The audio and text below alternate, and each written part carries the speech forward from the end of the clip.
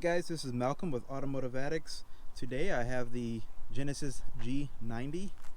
It is the flagship vehicle for the Genesis brand. As some of you already know, the Genesis brand came to fruition in 2017 as an offshoot of the original Genesis car from Hyundai.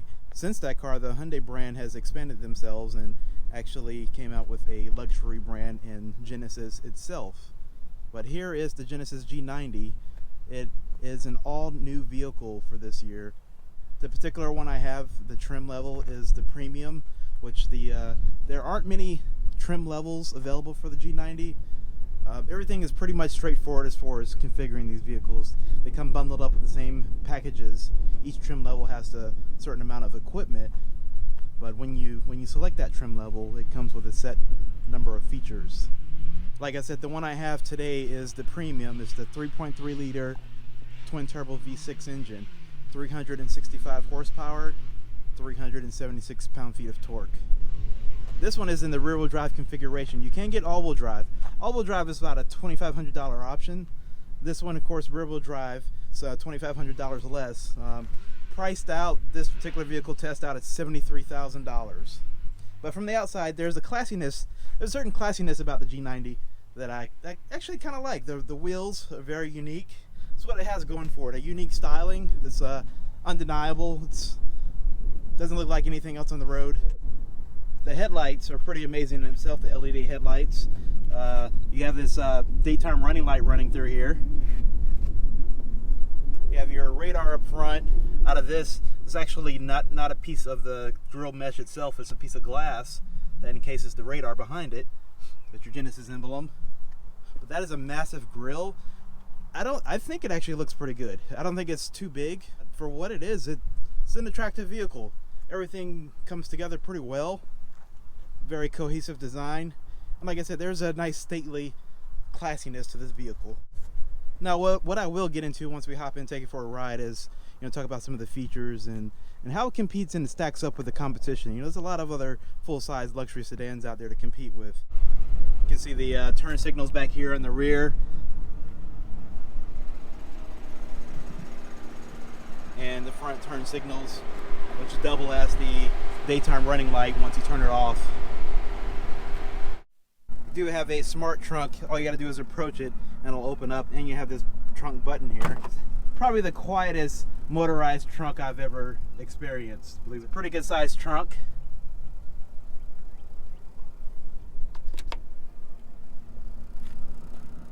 Yeah, moving into the 2020 Genesis G90, the interior is very nice. Fit and finish is really good. Seats are comfortable. You have this nice accent piping through the seats. Accent stitching. Front seats are heated and ventilated. Rear seats are heated. However, in the top of the line Ultimate version, the rear seats are heated and ventilated. You have soft closed doors. Power rear sunshades. Rear sunshade back there is power as well. This unique center console here for your heated seats, and adjustments for the front seat in case you need to move it forward and out of the way. However, there is no ottoman for the rear passenger seat. There's an exceptionally large volume of space in the back too. It's much like the long wheelbase versions of something like the old 7 Series used to be. This one has a pretty long wheelbase in itself. You can see how long the door is back here. Alright, hopping in and starting the 2020 Genesis G90. As you can tell, the dashboard has a very small LCD screen here in the front that is somewhat configurable as far as your displaying your vehicle information. The RPM gauge is fixed, as well as the speedometer over here on the right. You do have a heads-up display. You can see that in the camera. What I like about Genesis displays, which carries over to the Hyundai and Kia brands, is the blind spot monitors actually appear on your heads-up display, which is a nice little feature. Also, what this vehicle has is something pretty trick that the Hyundai, Genesis, and Kia brands have come out with, is their blind spot monitor here. It actually gives you a representation of what's in your blind spot right here in the dashboard. and does that for either side, of course, when you hit the signal. Now the benefit of this is you can quickly glance at your blind spot. However, I find the system somewhat counterintuitive as far as which area do you look. Do you look at your blind spot monitor up here in the heads-up display? Do you look in your mirror? Do you look right behind you? You have all these options, and you may choose to use this one, may become convenient for you, but I find that actually just taking an old-fashioned glance in your blind spot is sufficient for me. However, it's good to have that reassuring look. It does take an extra second or two to actually take a glance down here at your dash versus looking out there and taking a quick turn to your left or right to look at your blind spot. But that's my thought. Some people might enjoy this feature. Moving over to the infotainment system, the 12.3-inch LCD touchscreen. This is a touchscreen. It does have controls down here as well, which are somewhat redundant as far as, controlling your infotainment system. You do have Apple CarPlay, Android Auto integration. Down here you have a wireless phone charger and a USB port, and over here you have your cup holders, and you have a pretty sizable compartment down here with two 12-volt charging ports.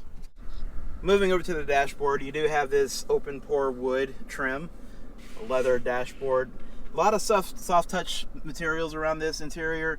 There is very, very minimal hard plastics. I think down here is a piece of hard plastic. However, the lower door cards, the door trim is soft touched as well. You have your wood that carries through here on the trim. One thing that I really like about Genesis and their sunshades, the power sunshades, is they're fully controllable by your window controls. So you just press it once down, sunshade goes down, pull it back up, goes back up, or you can press it down again for the window to come down. But I think that's a very convenient feature. Some cars, like BMW for instance, only allow you to lower the sunshade and you can't raise it from the power window control.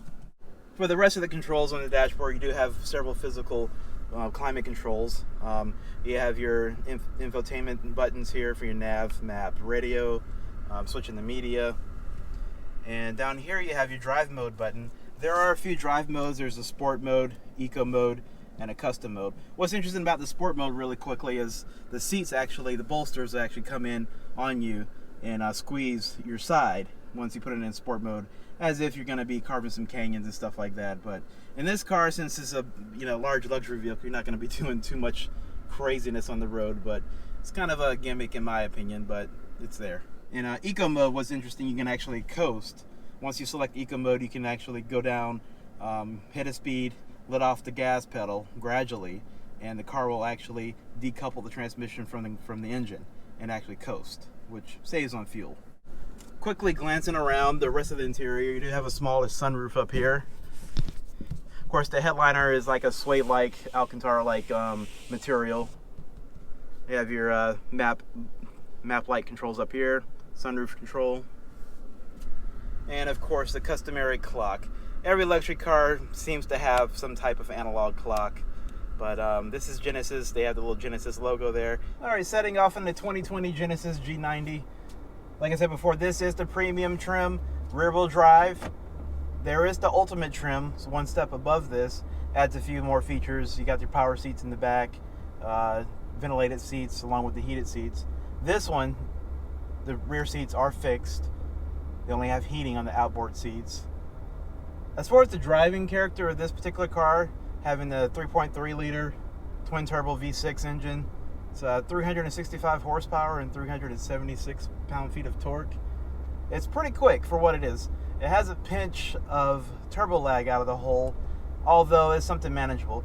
That's something you can compare to the V8 version, which is not much of a difference in performance overall, numbers-wise. With the V8 and the Ultimate trim, you get 420 horsepower, 383 pound-feet of torque. With the V8, you're getting to get more instantaneous power off the line versus this one and letting the turbo spool up. Now, what I've noticed in driving the Genesis G90 through this week, it's a very soft vehicle. Ride quality is excellent. For this type of vehicle, the adaptive dampers do a very good job in keeping the body composed. There isn't much wallowing around with the vehicle, even though it feels like it's heavy. The V6 model is slightly bit lighter than the V8. That's why some of the performance numbers are virtually the same, even though the V8 has a little bit more power. The twin turbo V6 in this does very well as far as overtaking vehicles on the highway. It's 0 to 60 is 5.3 seconds. That's well enough decent for a full-size luxury vehicle in my opinion. Everything about the vehicle feels solid. It's very quiet on the inside. You don't hear much road noise. There is a nice isolation of the road. The steering feel is pretty numb as far as, being a luxury vehicle was kind of expected. Being a rear-wheel drive vehicle, the rear end has come out on me just one time. The stability and traction control caught it in a quick enough time. It was actually kind of a hard stop with the stability and traction control. It wasn't a soft step in. Most people that drive this car are going to drive like me. They're not as crazy as me. Now, there is an optional all-wheel drive system, which is about $2,500 more than the rear-wheel drive vehicle, and both trims, for the premium trim and the ultimate trim. Just moderate acceleration from a stop. The turbos do have a surge that comes on. You creep up a couple thousand RPM, and the vehicle just surges forward. That is just like I said, that a little bit of turbo lag that it does have. Now, in the V8 version, which I've driven that same V8 engine, the 5.0 liter V8 in other vehicles from the Genesis brand, and that V8 does have an advantage over instantaneous power out of the hole versus the turbocharged engine in here. Both engines are mated to an 8-speed automatic transmission. I have no issues with the 8-speed automatic. It's great. It finds the optimal gear when you need it. It's not slow to respond as far as, downshifting. Now, like any other vehicle, like I said before in my test drive reviews, I will do a 0 to 60 test and see if you can hold a conversation in doing so. But here goes in the Genesis G90. Yeah, you can kind of hold one, but it does catch up pretty quick. I'll do it again for you just to say when I hit 60, but 5.3 seconds, 0 to 60. It's not bad for such a big vehicle. So here we go, doing a 0 to 60 test once again in the Genesis G90. And here we go, just power out of the hole a little bit. I can hold the conversation 40, 50, 60. What I love about the car is even at highway speed, 70, 75 miles per hour, it's a certain serene feeling about the vehicle. You can tell it's well built, very good sound insulation, hardly any road noise, no wind noise, no tire noise. They've done a very good job in isolating you from the outside in this car. Now, coming down to what really matters for people who would buy a full-size luxury car, if they'll shop the Genesis G90 over things like the Audi A8, BMW 7 Series, of course the Mercedes-Benz S-Class. In choosing this vehicle, you're going to save a lot of money. This one, as it is $73,000. The ultimate level goes up to about $75,000, $76,000. You can add on all-wheel drive, raise it, $2,500 from there. But as far as what you get bundled up in this package, you're going to save a lot of money and still get some of those premium features, some of those luxury features you find in some of those vehicles. As far as the driving dynamics, I think it's just a step behind something like the BMW 7 Series or Mercedes S-Class. Those are pinnacles of luxury, the German automobiles. They have always ruled that segment. This is almost in a sense in playing catch up, but I think it's doing it on its own terms, meaning their design is unique. They're not trying to copy anyone else. Everything about the car is unique to Genesis.